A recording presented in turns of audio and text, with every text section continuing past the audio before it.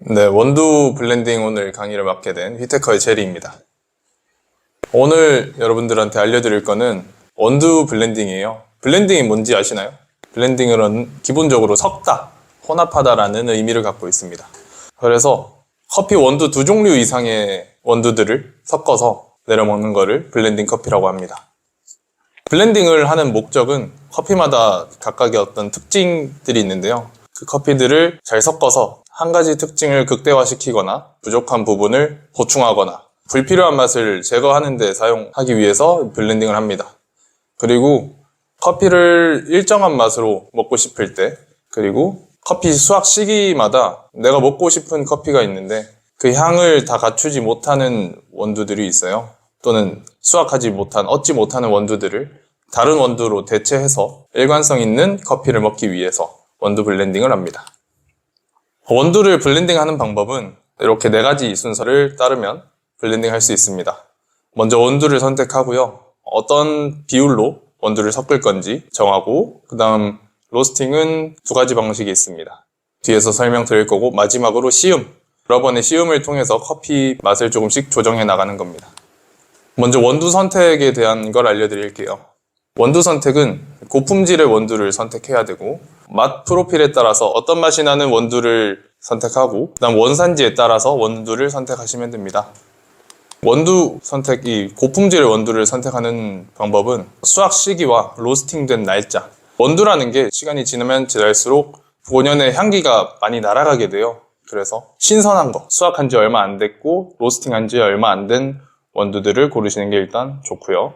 그 다음 내가 구매할 때 어떤 보관 상태로 포장되는지, 마대자루에 들어있는지 아니면 종이 가방 또는 진공 포장, 이런 포장 방법들에 따라서 원두가 또 다르기도 합니다. 그 다음 결함이 있는지 체크를 해야 돼요. 눈으로 봤을 때 깨진 원두들이 있거나 곰팡이가 펴 있거나 이물질이 같이 포함되어 있는지 확인을 하셔야 되고요. 그 다음 원두를 먹어봤을 때 썩은 맛이 난다거나 곰팡이가 펴서 곰팡이 냄새가 난다거나 아니면 예상 밖의 과도한 쓴맛이 나면 이 원두들은 피해야 합니다. 다음 맛 프로필을 한번 알아보겠습니다. 원두 맛 같은 경우에는 크게 향미, 산미, 바디감, 후미가 있는데요. 향미에서는 지금 왼쪽 위에 사진 보시면 블루베리나 산딸기 같은 베리류의 향기가 나고요. 다음 꽃향기, 아몬드 같은 견과류 향기, 다음 초콜릿, 민트나 허브, 그리고 나무나 흙향기 같은 것들이 납니다. 그 다음 산미에는 정도에 따라 신맛이 많이 나는가 적게 나는가를 체크해 보시면 되고요. 바디감은 제가 생각하기에는 목넘김이라고 생각을 해요. 그래서 물이랑 우유를 두고 비교를 해봤을 때 물을 마시면 목넘김이 깔끔하잖아요. 근데 우유를 마시면 뭔가 밀도가 높은 느낌을 바디감이 높다라고 판단을 합니다. 그 다음 후미, 마시고 나서 커피의 향기가 짧게 사라지는지 아니면 적절히 유지되는지 오랫동안 향기가 유지되는지를 확인하셔서 이 맛 프로필을 작성하시면 됩니다. 다음은 원산지. 잘 알려진 세계 국가의 원산지를 갖고 왔고요. 왼쪽에 에티오피아와 브라질, 콜롬비아 여러 나라에서 커피를 재배하고 있습니다. 에티오피아 같은 경우에는 예가체프 품종의 원두를 주로 알고 계실 거고요. 처리 방법 같은 경우에는 지난 설명에서 설명드렸듯이 워시드, 허니, 내추럴 프로세싱이 있습니다. 브라질에는 산토스 품종이 있고 콜롬비아에는 수프리모 품종이 있습니다. 다음은 비율 결정입니다. 비율 결정은 개인 취향에 따라서 보통 하게 되는데요. 이건 마지막에 있는 예시와 함께 설명을 드리겠습니다. 다음은 로스팅입니다. 블렌딩에 있어서 로스팅은 크게 2가지가 있습니다. 혼합 블렌딩 로스팅이 있고 단종 블렌딩 로스팅이 있어요. 순서의 차이고요. 생두를 먼저 혼합해서 로스팅을 하는지 아니면 로스팅을 하고 나서 로스팅된 원두를 혼합하는지 2가지 차이인데요. 차이가 조금 있습니다. 원두를 먼저 혼합하고 로스팅을 하게 된다면 전체적으로 비슷한 로스팅 정도로 있게 되고요.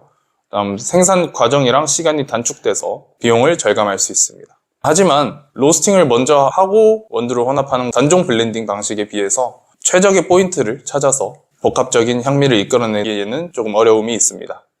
그와 반대로 단종 블렌딩 같은 경우에는 개별로 로스팅을 다 하나씩 해야 돼서 엄청 오랜 시간이 걸리는데요.